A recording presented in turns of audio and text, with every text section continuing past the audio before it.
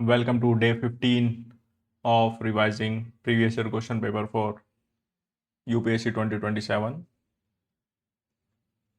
In this video, I will going to cover question GS1 of 2024. Question 1. Underline the changes in the field of society and economy from the Rig Vedic to the later Vedic period. The transition from the Rig Vedic to the later Vedic period marked by a major structural shift in ancient India, driven largely by westward to eastward migration into the Gangetic plains and the introduction of iron. Shyama Ayas. This is the time period before BC. This is the time period of Vedic and later Vedic period. I hope you are all aware of it. The Rig Vedic period is from 1500 to 1000 BCE, and thereafter later Vedic from 1000 to 600. And the entire Vedic period is from 1500 to 600. So here is the diagram like pastoral nomadic tribe, that is Rig Vedic period, iron technology, and sedentary agrarian Janpadas, later Vedic. So what will happen? What happened during this time? That is pastoral nomadic tribes. So cattle rearing was there, semi-nomadic life was there, limited agriculture in river valleys. After the or during the iron technology, iron tools and weapons were made. Forest clearance, they started cutting down forest. Slow agriculture and higher productivity. Sedentary agrarian Janpadas, permanent settlement, surplus production, and rise of Janpadas. This is the flow diagram. If you want, you can make. So this is the transition from pastoral nomadism to settled agrarian society. So the social transform. We are still in the answer. You can see the transition from the Rig Vedic to the later Vedic period, marked by a major structural shift in India. In ancient India, driven largely by westward to eastward migration to the Gangetic plains and the introduction of iron. Shyama Ayas. Social transformation. The one system evolved from an egalitarian occupation-based flexible framework into a rigid birth-based hierarchical system. Purush Sukta interpolation. Status of women declined significantly, lost access to assembly gatherings, sabha and samiti, upnayana ceremonies and political rights. Gotra system institutionalized exogamy and lineage controls, hardening caste boundaries. Economic transformation. Subsistence shift, transition from a pastoral nomadic cattle rearing economy, Gavishti, to settled in intensive agriculture using iron plowshares. Land ownership shifted from communal clan ownership ways to royal and private land holding rights, Kshetra. Go through these terminologies. If you want, you can make a separate uh, sheet for these terminologies. Taxation and trade, because these are from like previous year, so they are relevant. Taxation and trade, voluntary offerings, bali converted into mandatory regular taxes, bali bhag kar, that is, I think, interest it is, managed by officers like Sangrahitri, facilitating early urbanization. Nagara, but it is Nagar. These socio-economic shifts dismantled tribal egalitarianism, laying the socio-political foundation for the rise of territorial Janpadas and heterodox religious movements. Question 2. Estimate the contribution of Pallavas of Kanchi for the development of art and literature of South India. The Pallavas of Kanchi, 6th to 19th century, laid the foundational architectural and literary bedrock of literary bedrock of South India, pioneering the transition from rock-cut cave temples to structural Dravidian architecture. The diagram is on next page. If you want, I can show you first the diagram. This is South India, and this is the Kanchipuram, the Pallava capital, inland architectural center, Mamlapuram, Mahabalipuram, coastal architectural hub, Pallava port. This is Bay of Bengal and all, and Kanchipuram, the key center of Pallava and architecture. Kanchipuram and Mamlapuram both represent fusion of inland and coastal architectural tradition. Okay, so the answer is the Pallavas of Kanchi laid the foundational architectural and literary bedrock of South India, pioneering the transition from rock-cut cave temples to structural Dravidian architecture. Contribution to art and architecture. Evolutionary architectural stages. Mahendra Group, rock-cut pillared mandapas. Mandagapattu. Mamla Group, monolithic freestanding shrines, rathas like Pancharatha at Mamlapuram.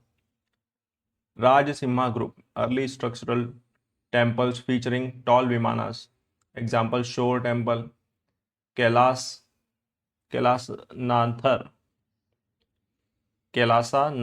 Temple, Kanchi. Bas relief sculpture, executed narrative open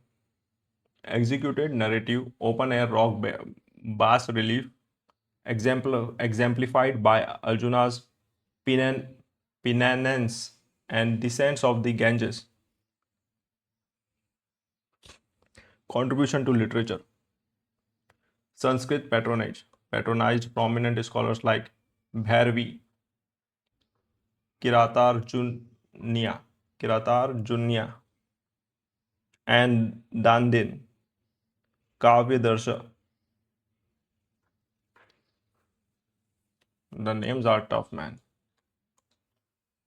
Royal composition. King Mahendra Varman I composed famous satirical plays such as Matta Vilasa Prahasana.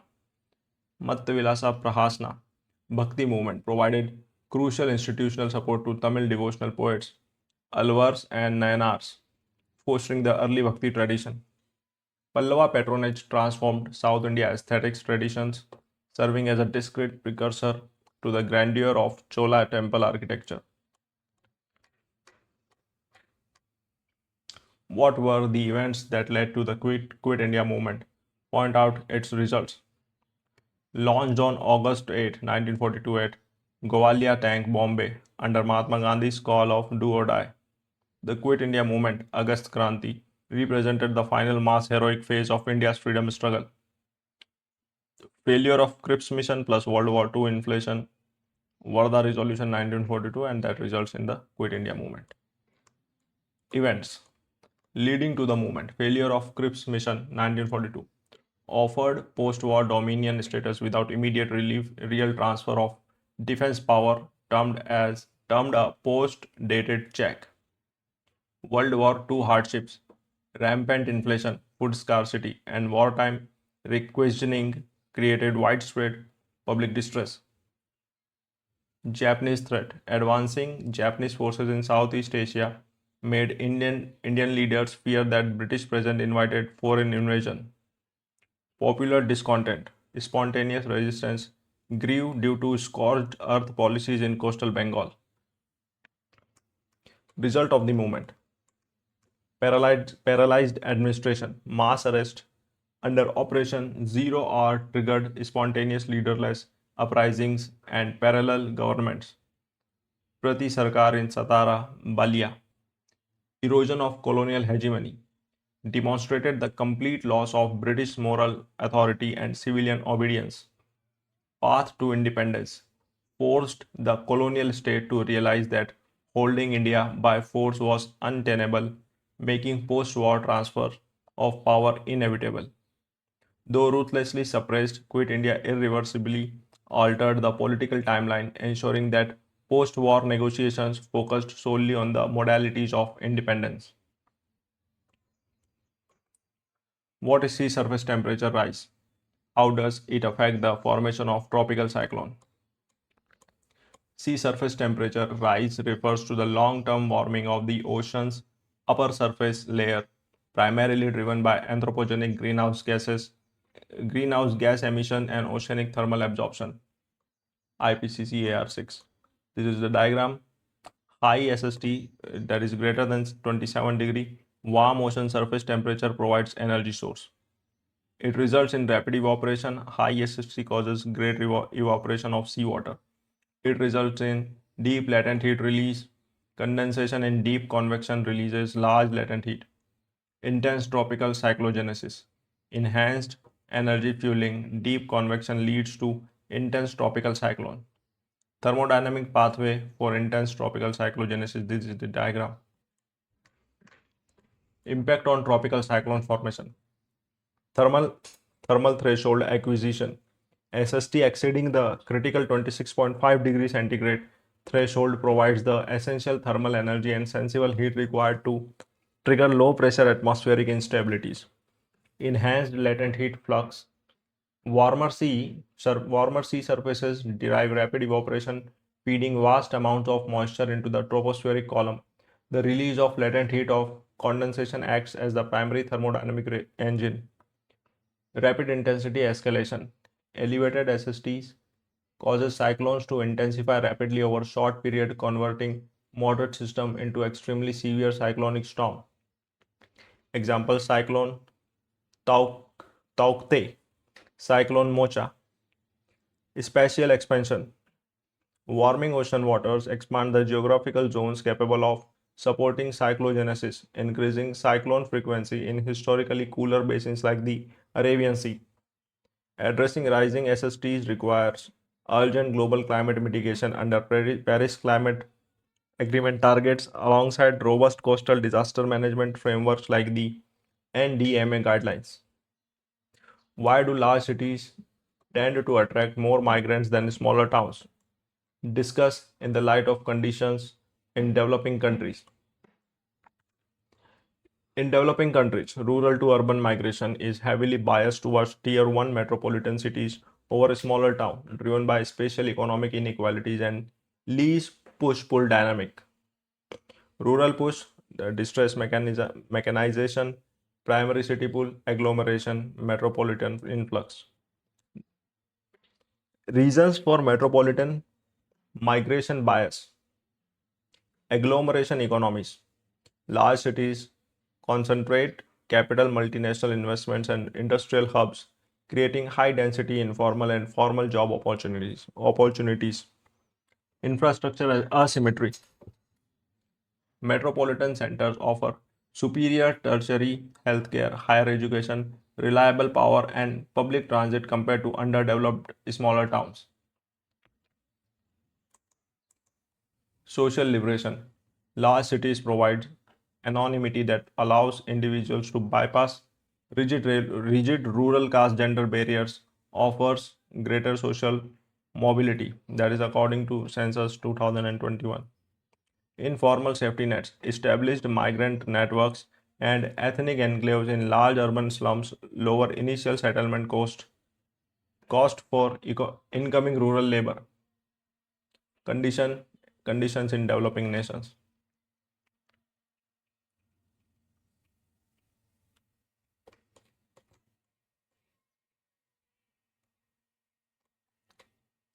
Primate city syndrome.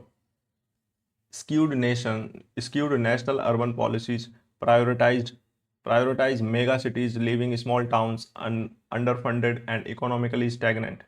Rural distress, agrarian crisis, and climate vulnerabilities push distressed labor directly to primary metropolises in search of immediate wage work. Achieving balanced regional development requires strengthening tier 2 to 3 tier 3 towns through initiatives like Pura and R Urban, decentralizing economic opportunities across the urban hierarchy. What is the phenomena of cloudburst? Explain. According to the Indian Meteorological Department, a cloudburst is an extreme localized precipitation event when rainfall exceeds 100 millimeter per hour over a small geographical area of approximately 20 to 30 square kilometers.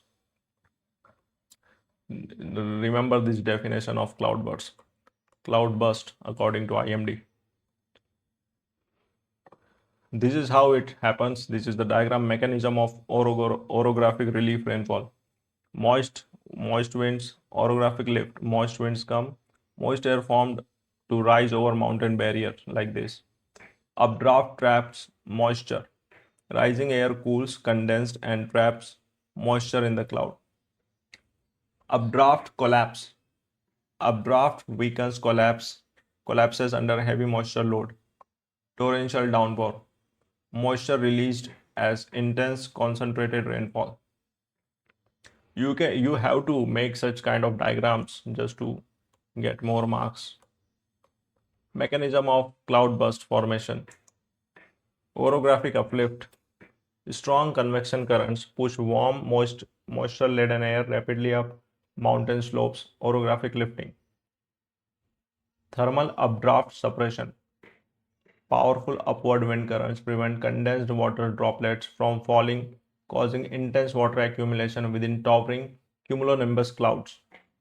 Updraft collapse. When the updraft air current suddenly weakens, millions of tons of trapped water rapidly over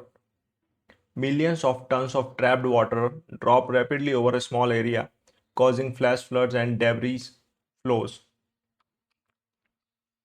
Geographical susceptibility primarily affects rugged mountainous terrain like the Himalayas, example Uttarakhand, Himachal Pradesh, and Ladakh, due to steep topographies and localized atmospheric instability.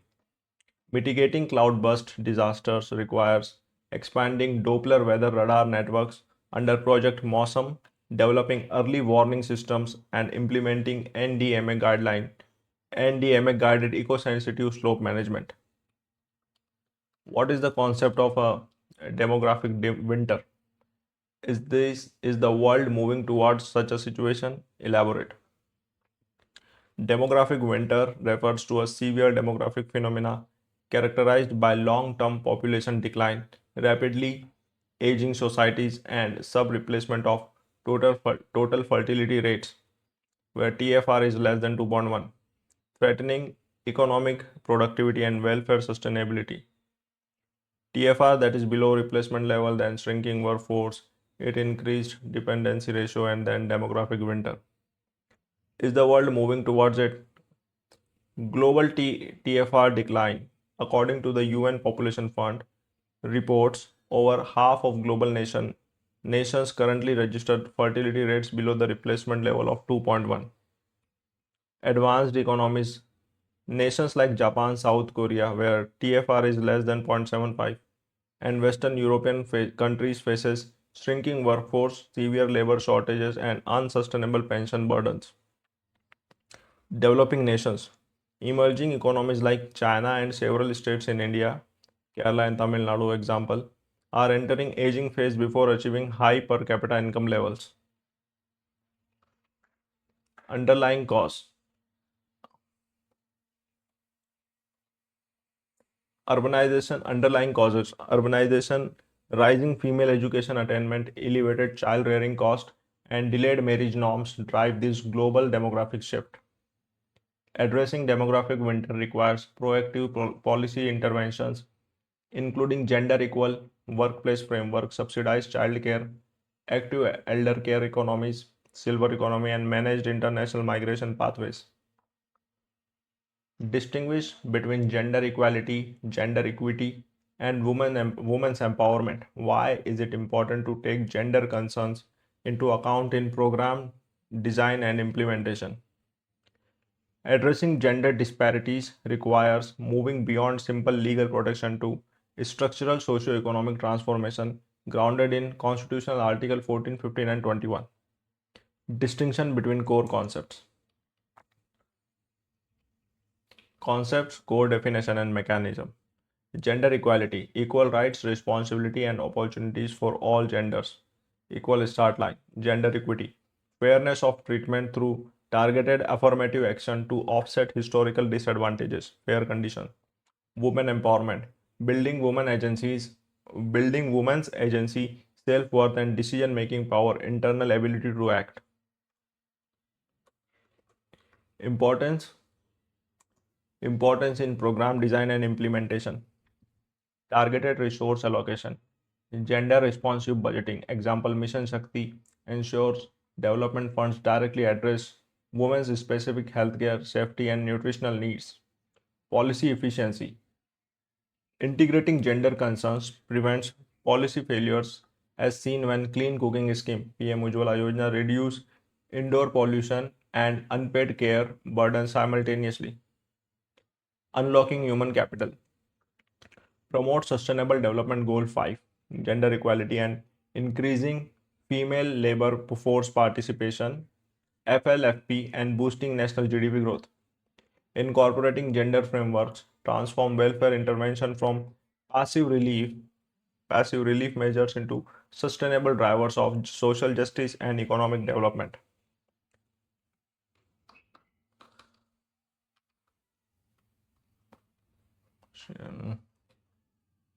Question 9. Intercaste marriages between castes which have socio-economic parity have increased to some extent, but this is less true of interreligious marriages. Discuss. While urbanization and economic growth have reshaped traditional Indian social structures, marital patterns reveal varying levels of openness towards intercaste and interreligious unions. Class mobility, intercaste union, high socio-economic parity versus religious identity, interreligious friction, high social resistance. Rise in intercaste marriages with socio-economic parity. Class overriding caste. Urbanization, higher education, and corporate workplaces foster class alignment. Socio-economic parity creates shared lifestyle norms, making caste boundaries more flexible within similar income groups. Institutional frameworks. State incentive schemes, example Dr. Ambedkar scheme for social integration and legal protection under the Special Marriage Act 1954 support these marriages. Persistence of barriers in interreligious marriages. Communal identity preservation, religious endogamy remains a strong marker of cultural identity, facing heightened opposition from family networks and community organizations. Legal and social friction, anti conversion legislations across various states, bureaucratic hurdles under the Special Marriage Act, example mandatory 30-day public notice, and fears of social ostracization actively deter interreligious couples. Achieving true social integration requires enforcing constitutional freedoms. Article 21. Protecting individual choices, Lata Singh versus State of UP, and cultivating progressive civic values.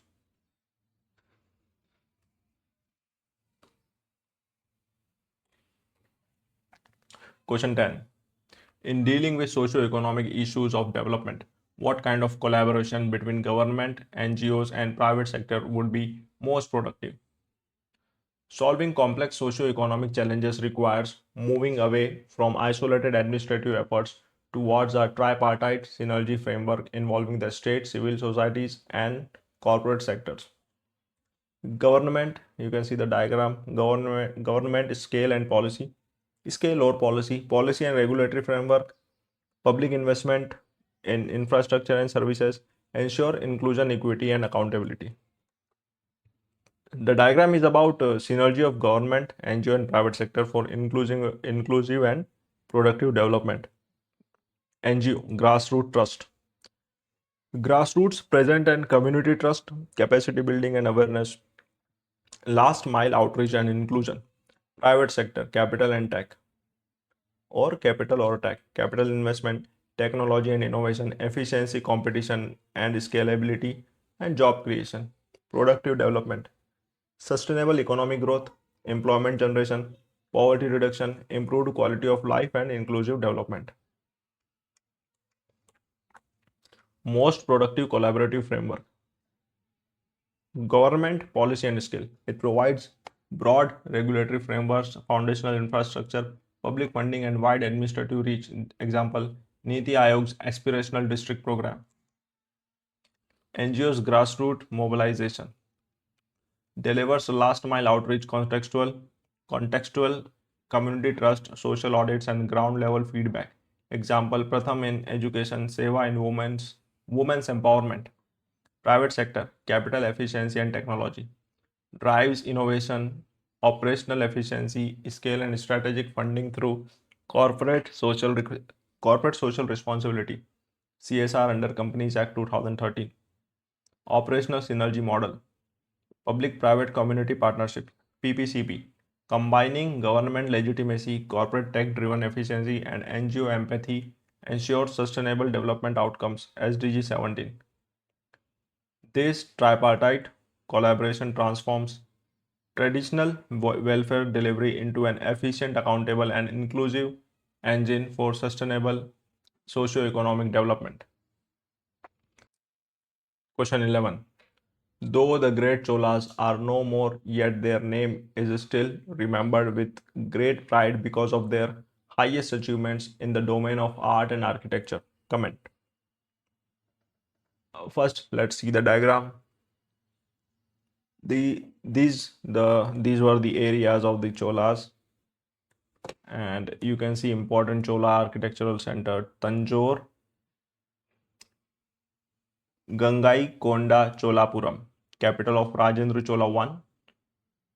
Tanjore is Thanjavur, which is here, and you can see Darasuram. So here is the, like, it is nothing new, just a description of this, where what were the timeline, and we will see in detail. But this is for like it is a potential prelims question as well. If they give location and tell in the ask in the north south direction, arrange it so you can have it, right? So Gangai-Konda Cholapuram, northmost, Darasuram second, and then Tanjore, that is Thanjavur. Brihadeswara temple, it is the southmost among these three. The imperial Cholas, 19th to 13th century CE, marked the zenith of South Indian Dravidian civilization, leaving behind an architectural and artistic legacy recognized globally, including UNESCO World Heritage status for the Great Living Chola temples. Architectural masterpieces, structural innovations,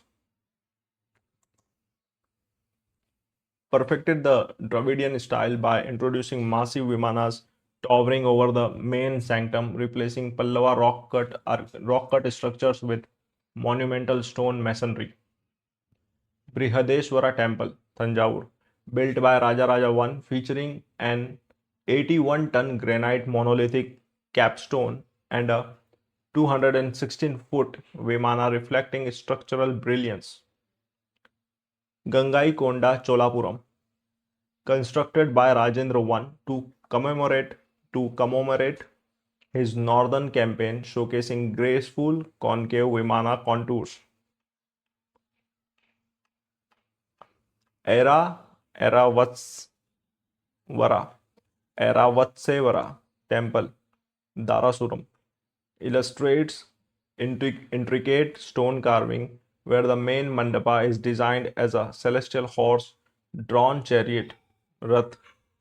Gopuram development shifted aesthetic focus towards elaborate entrance gateways, gopurams, which later reached fully maturity under Vijayanagar Empire.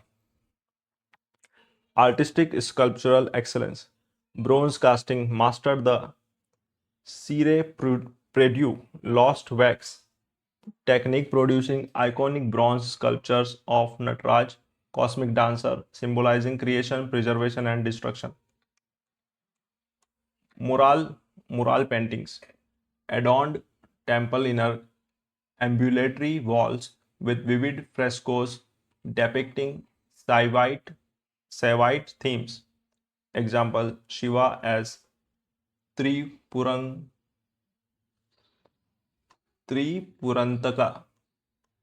Iconography, sculpted intricate relief panels, Koshtha images depicting Mahisha Suramardini, Ardh Narishwara, and portraiture. Okay, I struggle with the ancient history, and this is not new. That is why these names are a bit difficult for me to pronounce. Pallava rock cut foundation, Chola structural granite zenith, Vijayanagar, elaborate mandapas. This is the flow diagram if you want. Through unmatched engineering precision, artistic bronze casting, and temple centric urban planning, and Chola artistic legacy remains an enduring symbol of India's cultural heritage.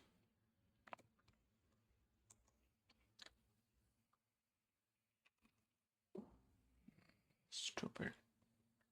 How far is it correct to say that the First World War was fought essentially for the preservation of balance of power? The First World War 1914 to 1918 arose from a breakdown in the European geopolitical equilibrium established at the Congress of Vienna 1815. While preserving the balance of power was a primary strategic motivation, the war was driven by a complex web of imperialist, economic, and nationalist factors.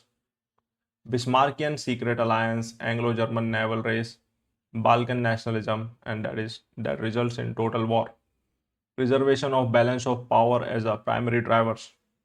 Entangling alliance system. Bismarck's secret alliances created a rigid bipolar division, the Triple Alliance, Germany, Austria, Hungary, and Italy, versus the Triple Entente, Britain, France, Russia, designed specifically to prevent any single power from dominating Europe.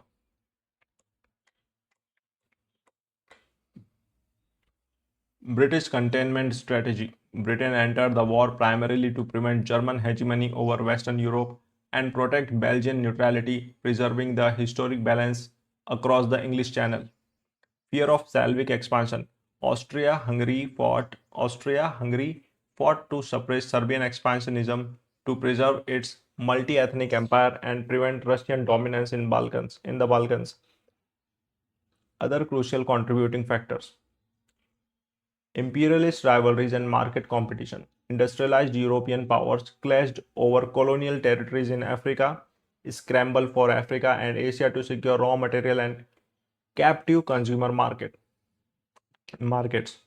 Militarism and arms race. The Anglo-German naval race, dreadnought development, and aggressive military mobilization plans. Example: Germany's Schlieffen Plan created an uncontrollable war momentum. Hypernationalism, Balkan nationalism, Pan-Slavism directly triggered the assassination of Archduke Franz Ferdinand in Sarajevo, while preserving the balance of power provided the core diplomatic logic. The First World War ultimately erupted because militarism, imperial greed, and hypernationalism rendered national traditional diplomatic mechanism completely ineffective. Like these kind of questions, these are pure static. These will not gonna change. If you go through the previous year question paper, you will have a you will have an information bank. Your mind will be loaded with information, and that is why reading previous year question paper is most important thing you can do in this exam cycle.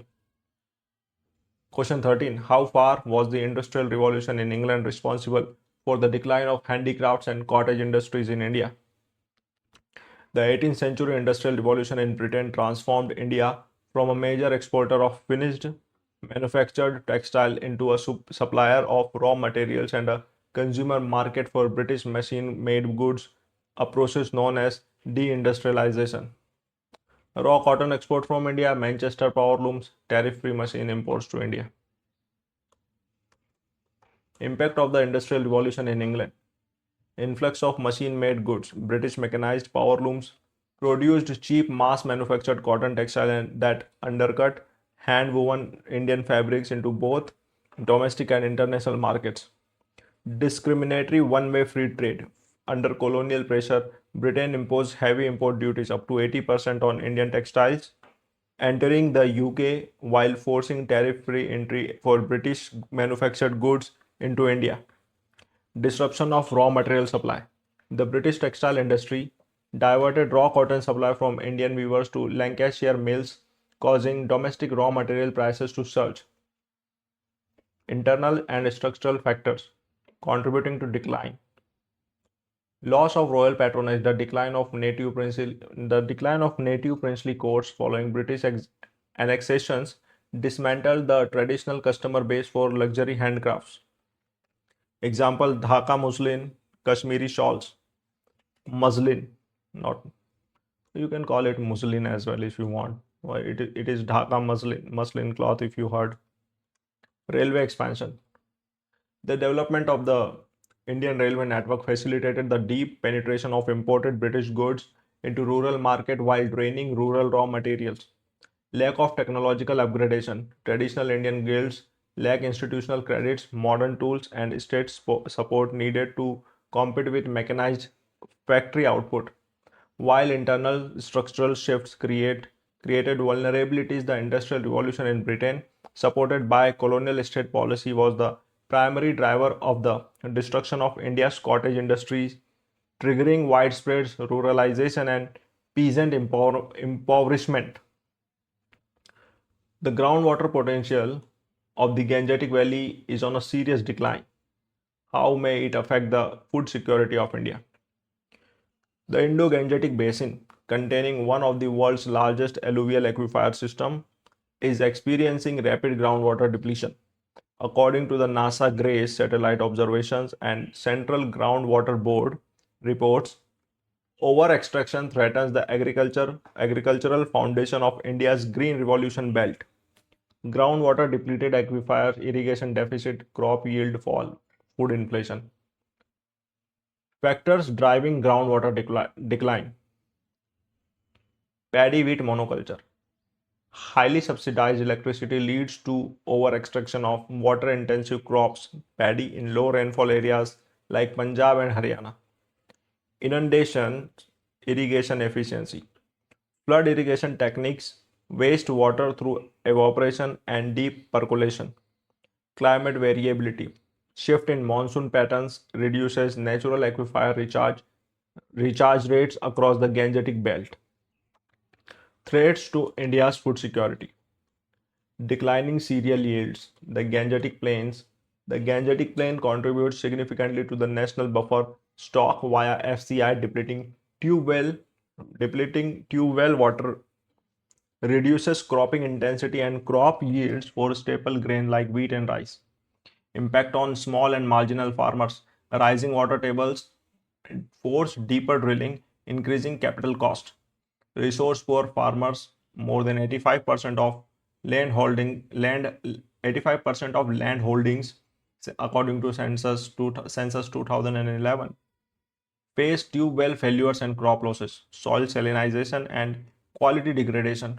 Over extraction draws up saline groundwater, degrading soil health and reducing agricultural productivity. Threat to pulses and oilseeds. Drought stress and water scarcity force farmland conversion, worsening nutritional insecurity and national import dependence. Addressing this crisis requires adopting micro irrigation under PM Krishi Sinchai Yojana, switching to climate resilient coarse cereals, Sri Anna, and implementing community aquifer management as recommended by the Mihir Shah Committee. This committee is important, means it is in previous year, so you can take a note. What are the aura?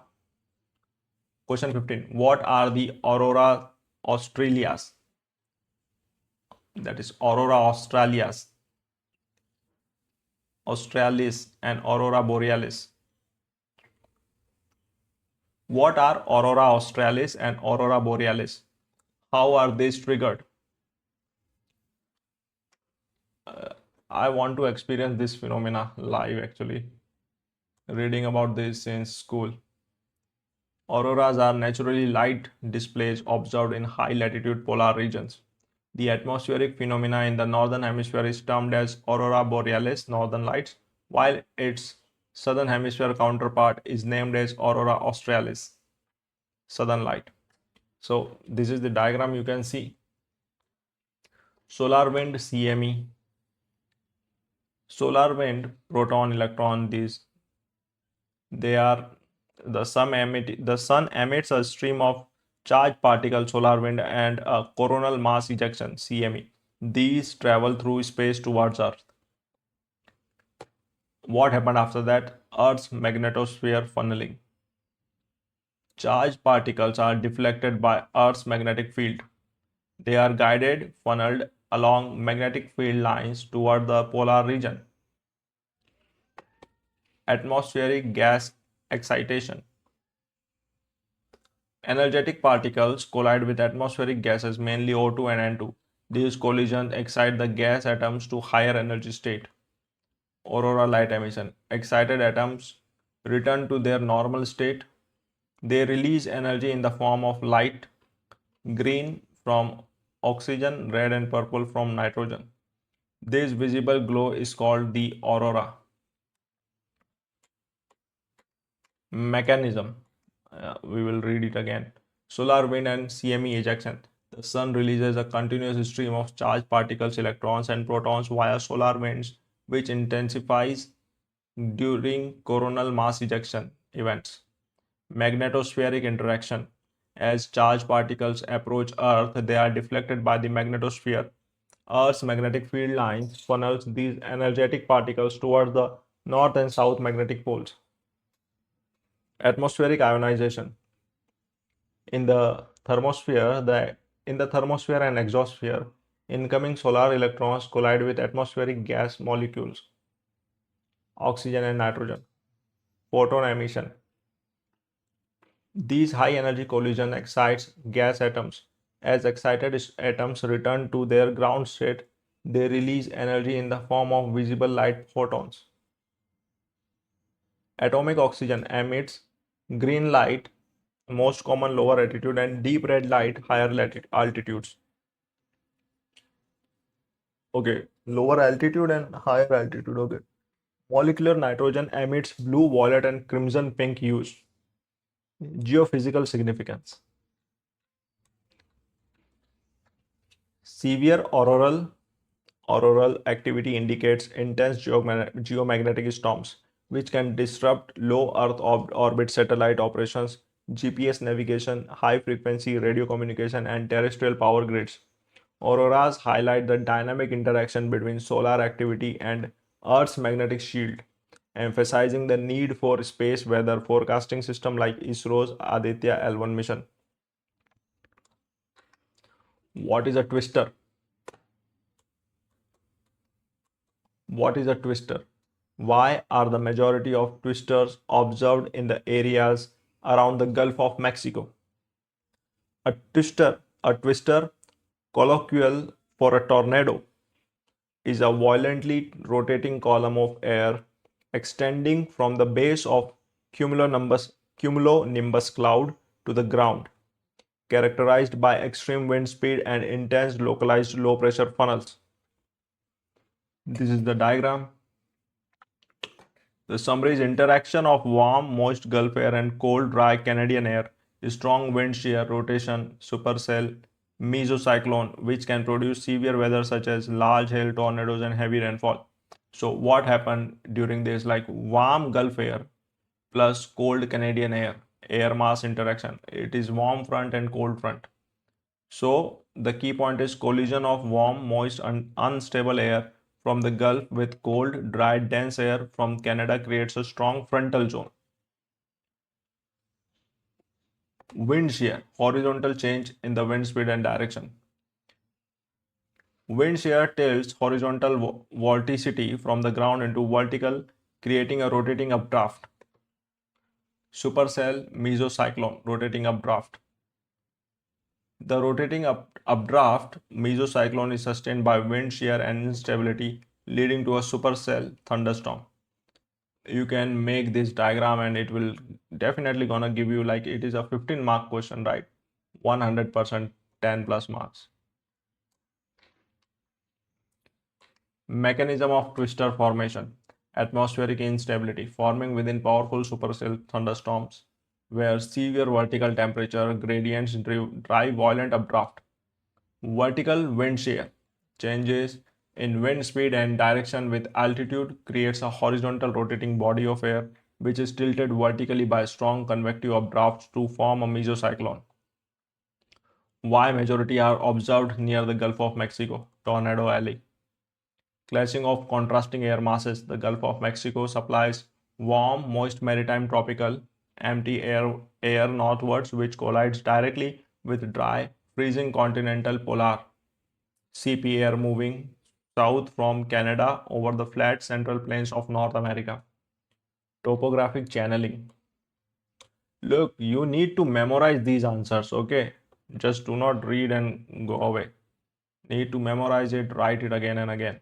Topographic channeling, the north-south orientation of rocky mountain blocks, maritime influences from the Pacific, funneling cold Canadian air into direct collision with warm Gulf air without topographical barriers.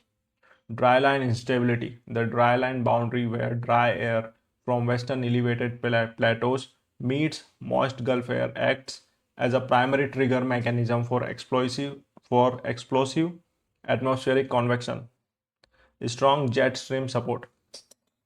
The polar jet stream positioning above the central US provides extreme high altitude wind shear, sustaining long lived supercell structures. Twister represents extreme meso-scale meteorological hazards, underscoring the necessity of high-resolution radar tracking networks and structural storm shelter building codes. What is the regional disparity? How does it differ from biodiversity? How serious is the issue of regional disparity in India? Regional disparity refers to persistent, uneven economic and human development across geographical regions within a nation, manifesting as structural imbalances in per capita income, industrialization, and basic infrastructure. Distinction between regional disparity and diversity. Regional disparity. Regional disparity. Dimension, regional disparity, regional diversity. Nature. Pathological and negative represent developmental inequality and resource neglect. Natural and positive represent variation in geography, culture, language, and climate. Impact creates socio-political alienation, migration stress, and regional subnationalism. Enriches socio-cultural heritage and fosters pluralism, unity, and diversity. Policy goal to be minimized, eliminated through targeted state intervention. To be celebrated and preserved under constitutional framework. Severity of regional disparity in India. Economic divide. Significant income disparities persist between western southern coastal states, example Maharashtra, Tamil Nadu, and northern eastern inland regions, example Bihar and Odisha. Human development gaps. Marked variation in health and literacy indicators exist across states as highlighted by NFHS 5 data. Kerala versus Bihar in infant mortality and maternal care. Industrial concentration. Capital investments remains skewed towards urban industrial corridors, leaving hinterlands dependent on vulnerable agrarian economies. Political implications drives mass distress migration, strain metropolitan infrastructure, and fuel demands for smaller states or sub-regional autonomy. Industrial concentration, income inequality, distress migration, regional alienation. Addressing regional disparities requires empowering backward regions through Niti Aayog's aspirational district program, implementing fiscal transfer via the Finance Commission, and decentralizing industrial infrastructure. Despite comprehensive policies for equity and social justice, underprivileged sections are not yet getting the full benefits of affirmative actions envisaged by the Constitution. Comment. The Constitution envisions affirmative action, Article 15, Clause 4, 16.4, and 46, to secure social justice for historically marginalized groups, SCs, STs, and OBCs. However, implementation gaps hinder the full realization of these constitutional goals. Constitutional mandate, implementation gaps, beneficiary concentration, and subcategorization need. Factors preventing full benefits realization. Elite captures and creamy layer retention. A relatively small affluent subgroups within reserved categories often captures repetitive benefits across generations, leaving the most destitute subcastes marginalized. Quality gaps in public education. Affirmative action in higher education is undermined by poor foundational schooling in rural and public institutions, limiting competitive capabilities, aspirational deficit. Privatization and public sector shrinkage. The downsizing of government jobs due to economic reforms reduces reserved public employment opportunities while the private sector lacks mandatory reservation framework. Administrative inertia and bureaucratic impediments. Bureaucratic delays in certificate issuance, backlogs in unfilled reserved posts, and poor implementation of SC/ST subclass limit grassroots impact. Informal economic dominance. Over 90% of India's workforce operates in the unorganized sector where formal affirmative action frameworks do not apply. Way forward. Enforce subcategorization within reserved classes as per Supreme Court recommendation. Example Rohini Commission to ensure targeted benefit distribution. Focus on capacity building, quality primary education, and entrepreneurship access. Stand Up India. Transforming affirmative action from mere administrative quota fulfillment into comprehensive socio-economic empowerment is vital to fulfilling the preamble's promise of social justice.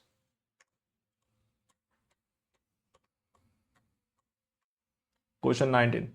Globalization has increased urban migration by skilled young unmarried women from various classes. How has this trend impacted upon their personal freedom and relationships with family? Economic globalization, service sector growth, IT, financial services, hospitality, and expanding higher education have driven a structural demographic shift, increasing independent urban migration among skilled young unmarried women. Globalized service economy, then independent female migration, financial autonomy is social restructuring. Impact on personal freedom. Economic independence, financial self reliance via urban employment breaks traditional patriarchal economic dependence, granting personal agency over life choices. Spatial autonomy and identity. Living independently in urban centers grants freedom from traditional community surveillance, allowing self expression, deferred marriage decision, and personal career choices. Enhanced social mobility. Exposure to diverse urban spaces builds decision making confidence, political awareness, and lifestyle choices. Emerging urban vulnerabilities. Freedom is often constrained by urban safety concern, gendered wage gaps, housing discrimination against single women, and systemic workplace harassment. Impact on relationship with family. Shift in family authority. Female migrants often become key household co-earners, elevating their status and decision-making power in family matters. Internal generational friction.